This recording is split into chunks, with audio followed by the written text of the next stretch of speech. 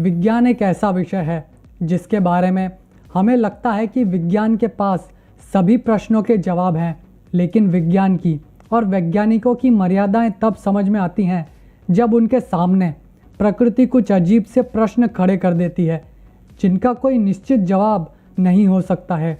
आज मैं कुछ ऐसे ही प्रकृति के रहस्यों के बारे में बात करूंगा।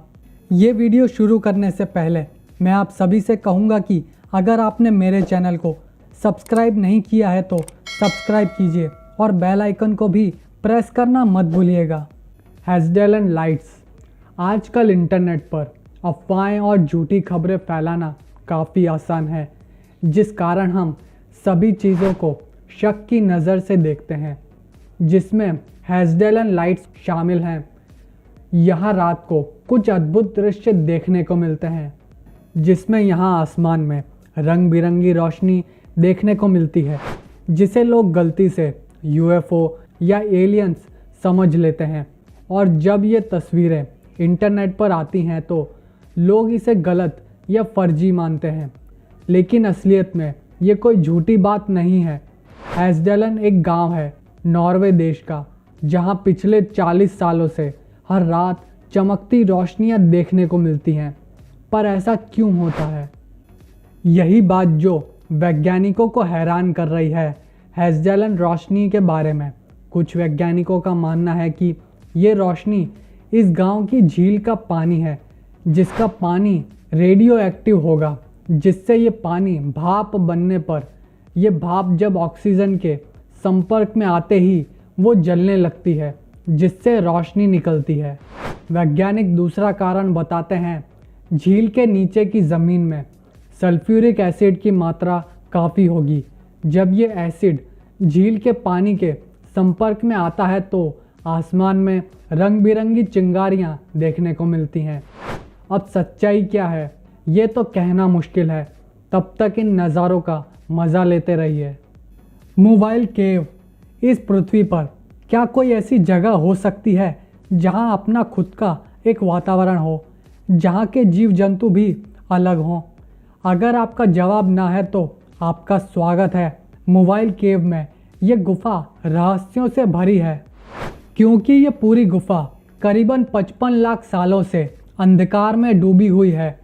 मोबाइल गुफा रोमानिया देश के दक्षिण पूर्व में स्थित है।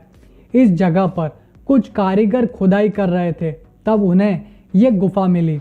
एक्सपर्ट्स ने जब यहाँ खुदाई शुरू की तो इस गुफा के अंत में एक झील मिली, और वो भी सल्फ्यूरिक एसिड की। इसलिए पूरी गुफा में कार्बन डाइऑक्साइड की मात्रा कई गुना अधिक है, जिस कारण यहाँ किसी भी जीव का जीवित रहना नामुमकिन है। लेकिन वैज्ञानिक हैरान रह गए जब उन्होंने यहाँ कई जीवों की प्रजातियों को अपना जीवन जीते देखा। एक रिपोर्ट के अनुसार इस गुफा में करीबन 30 जीवों की प्रजातियाँ देखी जा सकती हैं, जो पृथ्वी पर और कहीं नहीं मिलेंगी। इस तरह की परिस्थितियों में जीवन मिलने से हम कह सकते हैं कि जीवन हर परिस्थिति में पनप सकता है।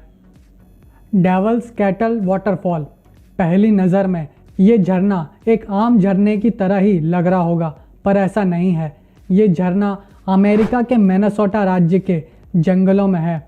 इस झरने की सबसे अजीब बात यह है कि इस झरने में 2 अलग अलग झरने हैं, यानी कि ऊपर से एक झरना गिरता है, उसी के पास से दूसरा झरना शुरू होता है और नीचे गिरता है।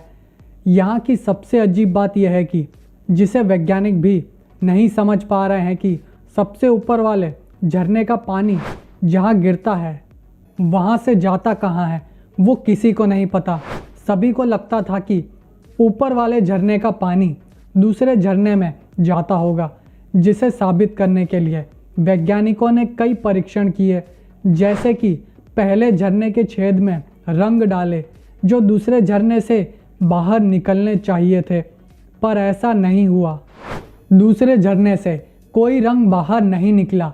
उसके बाद वैज्ञानिकों ने कई दूसरी चीज़ों का इस्तेमाल किया, जैसे कि कई सारी लकड़ियों के टुकड़े और कई सारी गेंदें डाली, लेकिन कुछ भी दूसरे झरने से बाहर नहीं निकला। पहले झरने का पानी गिरता तो है, लेकिन ये जाता कहाँ है, ये आज भी वैज्ञानिक ढूंढ रहे हैं बिजली कड़कना। आप सोच रहे होंगे कि बिजली कड़कना तो कोई बड़ी बात नहीं है, इससे क्यों वैज्ञानिक हैरान होंगे। मैं कोई ऐसी वैसी बिजली कड़कने की बात नहीं कर रहा हूँ। मैं बात कर रहा हूँ पश्चिम वेनेजुएला की, जहाँ कैटाटम्बो नदी पर बिजली कड़कती है। इस नदी पर हर रोज़ रात के 8 बजे के बाद बिजली कड़कना शुरू होती है।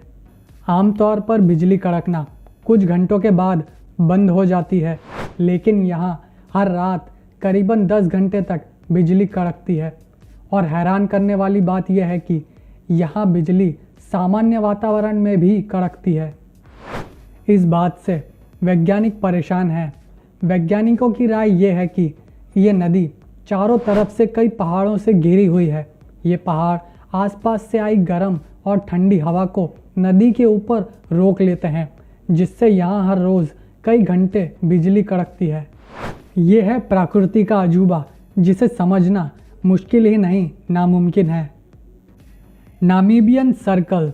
नामीबिया अपनी प्रकृति और वाइल्ड लाइफ के लिए जाना जाता है, ना कि रहस्यमयी तरीके से बने सर्कल्स के लिए। नामीबिया के रेगिस्तान में घास के सर्कल्स बने देखे जा सकते हैं, जिन्हें कौन बना रहा है इसकी कोई भी जानकारी नहीं है। वैज्ञानिक हैरान है कि ये सर्कल्स जो काफ़ी हद तक गोल हैं, उन्हें कौन और क्यों बना रहा है। ये घास के गोल छल्ले करीबन 5 से 60 फीट के आकार में बने देखे जा सकते हैं। कई वैज्ञानिकों का मानना है कि ये घास के छल्लों को इस रेगिस्तान के कीड़े बनाते हैं। दूसरी धारणा ये है कि रेगिस्तान में पानी की कमी होने के कारण ये घास इस तरह से उगती है कि यहाँ जब भी बारिश हो तो पानी इन छल्लों के अंदर गिरकर घास की जड़ों तक पहुँच जाए। इन छल्लों की सच्चाई तो वैज्ञानिक भी ढूंढ रहे हैं। क्या आपको इसका कारण पता है तो कमेंट्स में ज़रूर बताइएगा। गर्म पानी की नदी। आपने हिंदू गाथाओं की कहानियाँ तो सुनी ही होंगी कि नर्क में पापियों को खौलते तेल में डाला जाता है, तो उसी का एक नज़ारा देती है पेरू के अमेज़न इलाके की एक नदी, जो गर्म खौलते हुए पानी की नदी है। इसका नाम है शनैटिमपिश्का, जो जंगल के बीचों बीच में है। इस नदी में जो भी चीज़ गिरती है वो ख़त्म हो जाती है। उसका अंजाम बहुत ही बुरा होता है।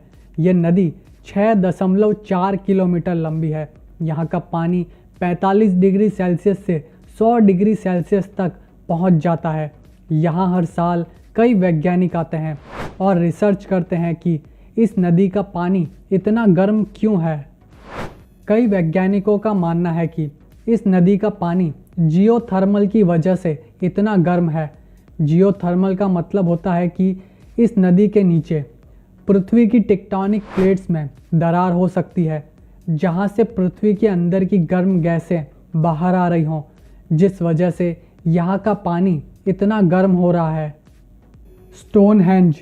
आज हमारे पास मशीनें हैं जो हमारे लिए भारी से भारी सामान को उठा सकती हैं, पर स्टोनहेंज जिस समय बना उस समय ऐसी कोई भी मशीन या फिर टेक्नोलॉजी नहीं थी जिससे इतने बड़े पत्थरों को उठाकर अपनी मनचाही जगह पर रख सकें। स्टोनहेंज इंग्लैंड के राज्य सैलिसबरी में है। ये कुछ पत्थरों के टुकड़े हैं जो इंग्लैंड देश के आश्चर्यों में से एक हैं। पहली बार देखने में तो ऐसा ही लगता है, लेकिन इतने बड़े और भारी पत्थरों को कैसे रखा होगा, सैलानी ये देखने आते हैं। यहाँ कुछ ऊपर रखे पत्थरों का वज़न करीबन 4 से 35 टन तक है, जिन्हें उठाना तो दूर की बात है, इन्हें हिलाना भी मुश्किल है। वैज्ञानिकों को ये समझ नहीं आ रहा है कि इतने भारी पत्थरों को कैसे उठाया होगा, और दूसरी बात यह है कि इन पत्थरों को ऐसे रखने का क्या मतलब है, या फिर ये जगह किस काम के लिए बनाई गई होगी, जिसके बारे में कोई जानकारी नहीं है। आशा है कि आपको ये वीडियो पसंद आया होगा, तो जाने से पहले लाइक, शेयर और सब्सक्राइब करना मत भूलिएगा। धन्यवाद।